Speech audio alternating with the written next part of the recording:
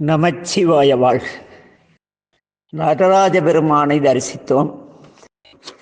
அப்படியே உள்ளே வந்தால் அங்கே தலை குனிந்த வண்ணம் ஒரு நந்தி இருப்பார். அவர் நம்பெருமானுக்கு அர்த்த மண்டபத்திலிருந்து மூச்சு காற்றின் மூலமாக விசிறிக்கொண்டிருப்பார். அந்த நந்திக்கும் பெருமானுக்கும் இடையில் நாம் நுழையக்கூடாது. ஆக அந்த நந்தியம்பெருமானை வழிபட்டு மூலவரை தரிசிக்கின்றோம். மூலவர் திருமேனியாக சிவலிங்கம் இருக்கிறது. சிவலிங்கத்தை கும்பிட்டு வர வேண்டியதானே, நின்றுட்டே இருப்போம். எதுக்குன்னா அர்ச்சகர் தீபாராதனை காட்டணும். ஏன் அவரு அப்படின்னா அந்த சிவலிங்கம் கடவுள் இல்லையா? எப்படியும் இப்பெல்லாம் பெரும்பாலான சோம்பேறி குருக்கள் தட்டில் 10 ரூபா வேணும், ஆனால் திருநீர் எடுத்து கொடுத்து அன்பர்களுக்கு திருநீர் எடுத்து கொடுக்க மாட்டோன்ட்டு கேட்டால் தூண்டில் கொட்டுறாங்க. அப்படி ஜாலியாக உட்காந்து சம்பாதிக்கிற அளவுக்கு போயிடுச்சு. சிலர் தட்டை வச்சுட்டு போயிடுறாங்க, போய் படுத்து தூங்குறாங்க. ஏதோ நடக்குது. அப்புறம் அர்ச்சகர் வரார், போய் கூட்டிகிட்டு வந்தால் சாமிக்கு தீபாராதனை செய்கிறார். தீபாராதனை நடக்குது பாருங்கப்பான்னு கும்பிட்டு வெளியே வந்துடும். இத்தனை திருமேனிகளையும் கடந்து மூலஸ்தானத்திற்கு சென்று சிவலிங்கத்தை தரிசித்த பின்னும் ஏன் ஜோதியை தரிசிக்க வேண்டிய கட்டாயத்தை நம் முன்னோர்கள் ஏற்படுத்தினார்கள் என்றால், அந்த ஜோதியிலிருந்தே இந்த சிவலிங்கம் தோன்றியது, நந்தி தோன்றியது, நடராஜ பெருமான் தோன்றினார், சிவகாமி அன்னை தோன்றினார். சுற்றுகிற எல்லாமே அந்த ஜோதியிலிருந்து வந்தது. இந்த பெரிய உண்மையை உணர்த்தவே இந்த தீப வழிபாடு.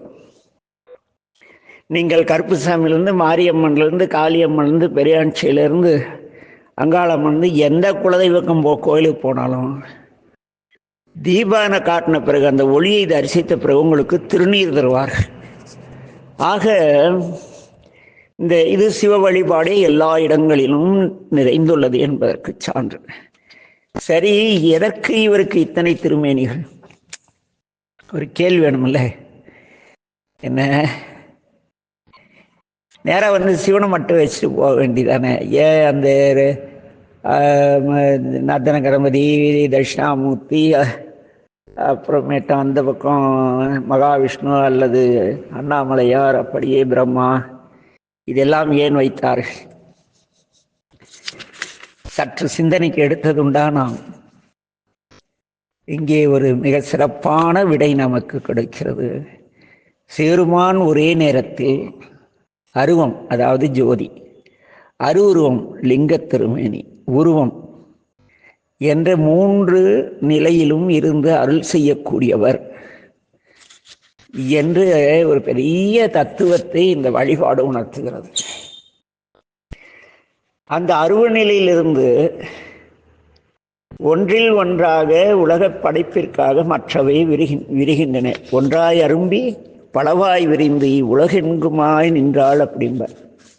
ஆக ஒன்றாய் அரும்பி இருந்த பொருள் பலவாய் ஒன்றாய் விரிந்து, இல்லை, ஒன்றாய் விரிந்து உலகெங்குமாய் மலர்ந்து, அப்படி ஏகன் அநேகன் இறைவன் அல்லவா?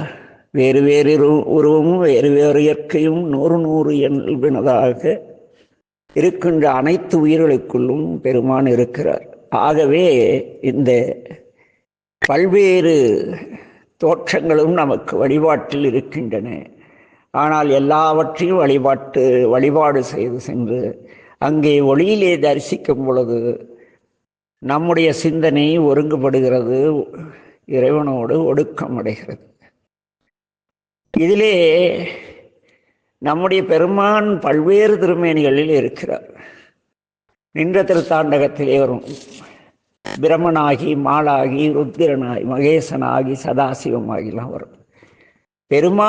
பெருமானிற்கு அவரை போன்ற தன்மையுடையவர்கள் உலகிலே அவருடைய சிருஷ்டியில் இருக்கிறார்கள். சிவமாம் தன்மை பெற்றவர் என்று சொல்கிறோமே அவர்கள். அதில் 3 விதமான உடல் நமக்கு கிடைக்கிறது பல்வேறு பிரிவணியில். அதில் முதலாவது போக அங்க சரீரம். இந்த உலக இன்பத் துன்பங்களை அனுபவிப்பதற்காக உள்ள சரீரம், உடல். அடுத்தது அதிகார சரீரம், எல்லாவற்றையும் ஆளுமை செய்யக்கூடிய இறைவனின் அதிகாரம் பெற்ற ஆன்மாக்கள், இறைவனுக்கிணையான அதிகாரம் பெற்ற ஆன்மாக்கள். அதற்கடுத்து இறைவனது இருப்பிடங்கள், அவர் எங்கெங்கு லயித்திருக்கிறார், எதில் இருக்கிறார் என்பதை கூறுவது. இந்த 9 விதமான செயல்களையும் நமக்கு உணர்த்தவே நம் ஆலயங்கள் இவ்வாறு அமைக்கப்பட்டன.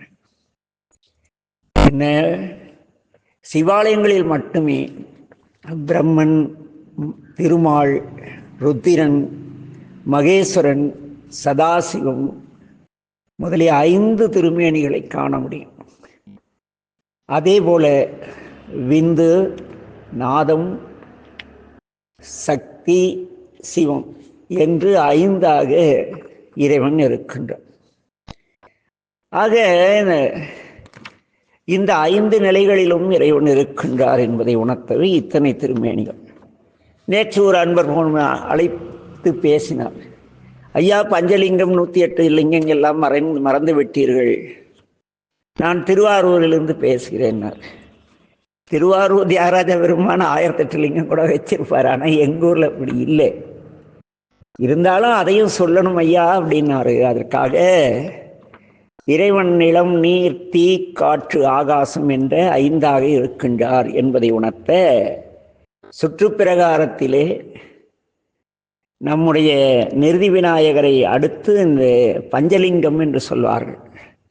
இதில் கொடுமை என்னன்னா, இந்த சாமி பஞ்சலிங்கம்னு சொல்லுதான்னு தெரியும், நிறைய கோயிலில் இந்த சாமிக்கு அபிஷேகம் பண்ணி ஒரு பூ வைக்க கூட இந்த யாருமே இல்லை. வருத்தமான ஒரு பதிவு தான் இது. அது அந்த பஞ்சலிங்கம்.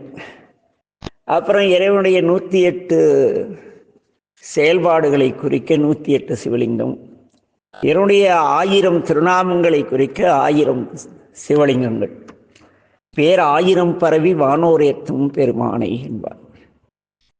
சரி, இப்படி இருக்கிறது. சிவாலயத்துக்கு வந்தோம், சிவருமானை தரிசித்தோம். அதற்கு பிறகு என்ன செய்வது? இன்னும் நிறைய செய்திகளை நம்ம சரியாக கவனிக்காத விட்டுட்டோம். கோயிலில் சுற்று பிரகாரத்தில் வரும்பொழுது இந்த சிவாலயத்திற்குள் அவ்வளவு எளிதில் வந்துவிட முடியுமா என்றால், சித்தாந்த சாத்திரங்கள் அது மிகவும் இயலாத ஒன்று என்று போதிக்கின்றன. ஏனெனில் உயர்ந்த ஒன்றை நாம் அடைய வேண்டுமானால் அந்த உயர்ந்த பொருளை நோக்கி பயணிக்க வேண்டும். பிறந்தவுடனே பெருமானை வணங்கி அந்த நிலை பெறுவதற்கு எந்த உயிருக்கும் இறைவன் அனுமதி தருவது கிடையாது. ஏன் தருவது கிடையாது என்றால், உழைப்பில்லாமல் தேடித் திரியாமல் பெரும் செல்வம் கிடைத்தால் நாம் அதை வீணாக செலவழித்து விடுவோம். அதற்காகவே நம்பெருமான் நம்மை என்ன செய்கிறார்? புறச்சமயத்தில் கொண்டு போய் புறச்சைவன் நெறி நின்றும். அது என்ன புறச்சைவம்? கருத்திங்கிறதா? அதெல்லாம் கிடையாது. கடவுள் இல்லைன்னு சொல்லிட்டே கடவுளை நினைச்சிட்டே இருப்பாங்க, அதுதான் புறச்சைவம். என்ன, அங்கிருந்து ஆரம்பிச்சு அகச்சமயம், அங்கிருந்து அகப்புறச் சமயம், அப்படி வரிசையா படிநிலை கடந்துதான் நாம் இந்த பெருமானை சிவாலயத்திற்குள்ளே நுழைய முடியும். அவ்வளவு சிரமமானது ஒரு சிவாலயத்திற்குள் வழிபாடு செய்வது. இறைவனுடைய அருளன்றி நீங்கள் அனுமதித்தால் தானே நான் உங்களுடைய வீட்டிற்குள் வர முடியும். ஆக உடையவர் அனுமதித்தால் மட்டுமே நாம் இறைவனுடைய ஆலயத்திற்குள் செல்ல முடியும். சரிங்கய்யா, எப்படியோ தப்பி தவறி உள்ள வந்துட்டோம், பல பிறவி கடந்து என்ன என்ன செய்வது? திருமுறை படிக்கலாம், பெரிய புராணம் படிக்கலாம், அதில் கொஞ்சம் தெளிவான கருத்து சொல்லக்கூடிய நிலை கிடைத்தால் அதை ஆரம்பத்தில் இலவசமாக கொடுக்கலாம். பிறகு அதை நல்ல விலைக்கு விற்கலாம். இதெல்லாம் ஆலயத்துக்கு வந்தால் தான் நடக்கும். சாமி பார்த்துட்டு இருக்கார். நீ தீட்சை வாங்கினாதான் சிவருமான் அல்வார் அப்படின்னு ஒரு குரூப் இன்னைக்கு சொல்லிக்கிட்டு தெரியுது. தீட்சை பெற்றால்தான் சிவபெருமான் ஆட்கொள்வார். சிவபெருமான் ஆட்கொண்டு அருளினாலன்றி தீட்சை நேராது. இது எல்லோருக்கும் தெரியும். எனக்கு தெரிந்து எங்களுடைய சேலம், அந்தியூர், பவானி, ஈரோடு மாவட்டங்களில் இன்று பெரிய குருமார்களாக கூறிக்கொள்பவர்கள் எல்லோரும் நல்ல மாமிசம் சாப்பிட்டு கொண்டிருந்தவர்கள் எனக்கு தெரியும். உடன் பழகி இருக்கிறேன். இவங்க சொல்ற மாதிரி தீட்சை பெற்று சைவத்துக்கு வந்தாதான் சிவருமான் ஆட்கொள்வார்னா இவங்க எப்படி இவ்வளோ பெரிய ஆளானாங்க? கேள்வி இருக்குல்ல.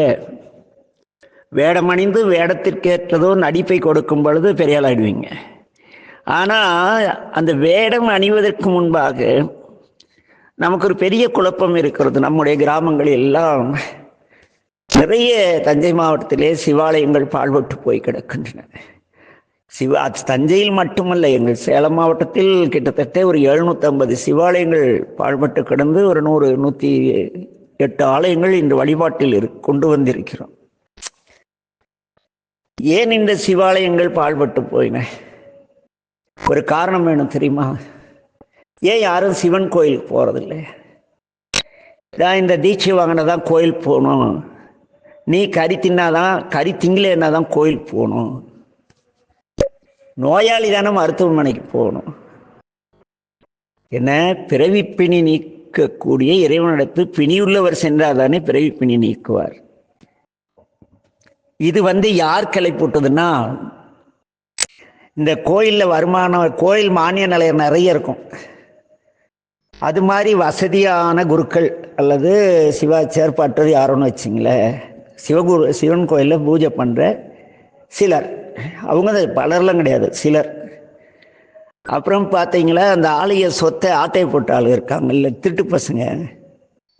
ஆமாம் சாமி, நிறைய ஆலயங்கள் கருணாநிதி அவர்கள் உழுபவனுக்கே நிலங்கள் சொந்தம் என்று ஒரு 76 ஏதோ ஒரு சட்டம் கொண்டு வந்தார். கிட்டத்தட்ட ஆலய சொத்துக்கள் எல்லாம் தனியாருக்கு பட்டா அடிச்சு சாமி. கேட்க நாதி கிடையாது இந்த சிவபெருமானுடைய சொத்துக்களை. பீடாதிபதிகள், மடாதிபதிகள் எல்லாம் மதுரை ஆதினா ஒரு முறை சாமின்னு பலார்னு அரைஞ்சார். நான் எந்த சாமிடா? பெருமானுடைய சொத்துக்களை பராமரித்து சிவாலய பணி செய்யக்கூடிய ஒரு சாதாரண கணக்கு பிள்ளை என்னார் 292. அந்த நிலை எல்லா சன்னிதானங்களுக்கும் இருக்குமானால் அது வேறு நிலைக்கு சைவம் போயிருக்கும். ஆனால் யாருக்குமே அப்படி இல்லை. சில ஆதீனங்களில் திராவிட இயக்கத்தை சார்ந்தவர்கள் கூட குருமார்களாக ஒன்றுமே செய்யாமல் ஆலயத்தை அழிய விட்டு இருக்கிறார்கள். இதெல்லாம் இந்த சைவ சமயத்தின் மைனஸ். ஆனால் நம்முடைய அன்பிற்குரிய திருஞான சம்பந்தர் என்ன பண்ணுறாருன்னா, இதையெல்லாம் உடைக்கிறார். இன்னைக்கு எப்படி நம்ம பக்தர்கிட்ட புதுசாக சிவத்துக்குள்ளேயோ கோயிலுக்குள்ளே யாரோ ஏதோ பெரிய புராணம் சொல்கிறான்னு உட்காரவங்க கிட்டலாம் என்ன சொல்கிறாங்க, தீட்சை வாங்கிய பின் தான் அவன் பாட்டுக்கு சிவாய நம்மன் சாமி கும்பிட்டு போவான், நம்ம சிவான்ட்டு போவான். இவன் பார்ப்பான், இவனுக்கு கூட்டம் வேணும் இல்லையா, தீட்சை பெற்றால் தான் சிவாய நம்ம சொல்லணும், தீட்சை பெற்றால் தான் நமசிவாய சொல்லணும். இவனுக்கு காசு வேணால் கேட்டால் கொடுத்துட்டு போகிறாங்க. அதுக்காக எதுக்கு பஞ்சாட்சரம் சொல்கிறதுக்கு ஞான சம்பந்தர் கொடுத்த அனுமதி இவங்க மறந்தார்கள் அல்லது மறைக்கிறார்கள். நம்முடைய ஞான சம்பந்த பிரபு பேசுவார், கொள்வாரேனும் குணம் பல நன்மைகள் இல்லாரேனும் இயம்புவர் ஆயிடின் எல்லா தீங்கையும் நீக்குவர், எல்லா தீங்கையும் நீக்குவர்.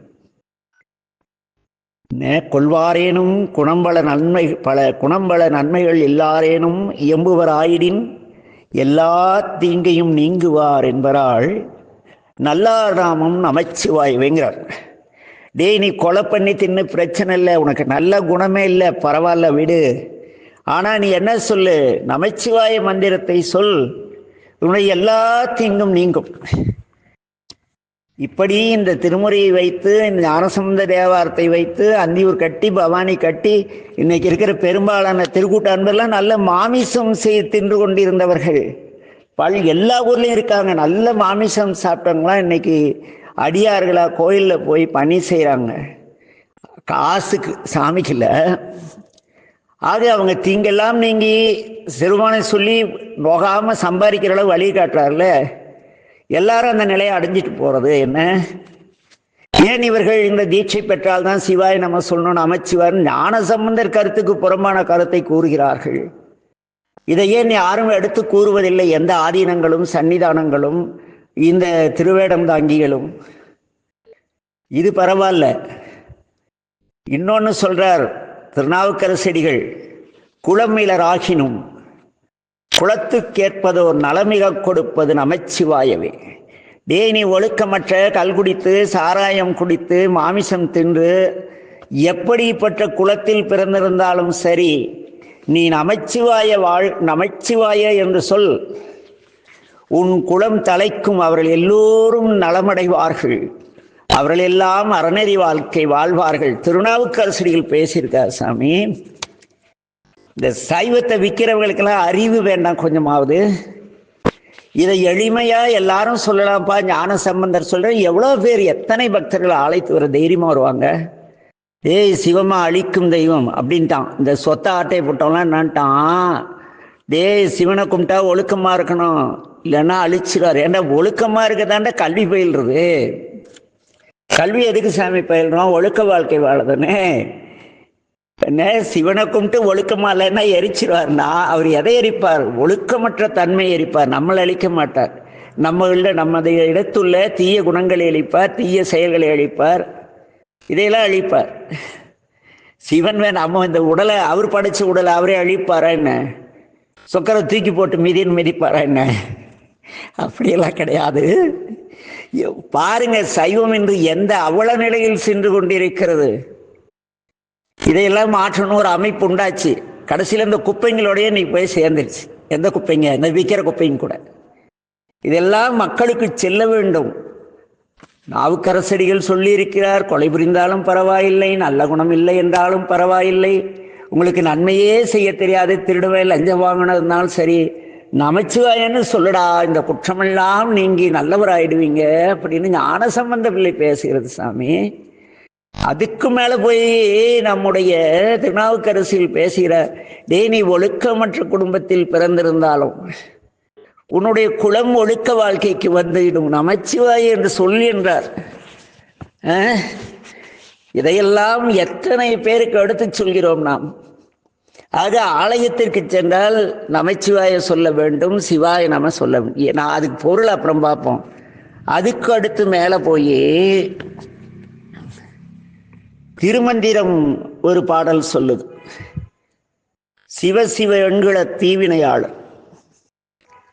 கெட்டவன் சிவசிவனை சொல்ல மாட்டான். சிவசிவ என்றிட தீவினை மாளும். நீ சிவசிவனை தவறி, முதல்ல நம்ம எங்கள் காலத்தில் நாங்கள் சின்ன பசங்களாக இருக்குள்ள, அவன் கிறிஸ்துவனா இந்த ஏதாவது சேர் மேலே கை கால் பட்டுச்சுன்னா சிவசிவன் கன்னத்தில் போட்டுக்குவாங்க. அவ்வளோ ஊறி போனதுன்னு சைவம் இந்த சமயத்தில். ஏன்னா அந்த சிவசிவன்னா அந்த பாவம் போயிடுமா அவங்களுக்கு. நம் பெரியவங்க அப்படி பயிற்சி வச்சிருக்காங்க. சிவசிவ என்கிற தீவினையாளர், சிவசிவ என்றிட தீவினை மாளும், சிவசிவ என்றிட தேவரும் அவர். தொடர்ந்து சிவசிவன்னு சொல்லிக்கிட்டு இருந்தேன்னா தேவர்களைப் போல என்றும் இன்பம் மட்டுமே உடைய அற்புதமான வாழ்க்கை பெறுவீர்கள்னார் திருமூலர். சிவசிவ என்றிட தேவருமாவர். சிவசிவ என்ன? சிவகதி தானே. நீ சிவசிவன்னு சொல்ற, நீயே சிவமாய் சிறுமான் உன்னை ஆட்கொள்ளார்னு சொன்னார்.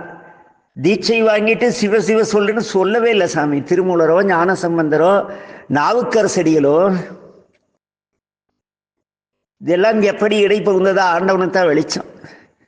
அதே போல நம்முடைய சிவபிரகாஷ் சாமிகள் இருக்காங்க இல்லையா, அவங்க ஒரு அற்புதமான வார்த்தையை சொல்றார். என்ன சொல்றார்?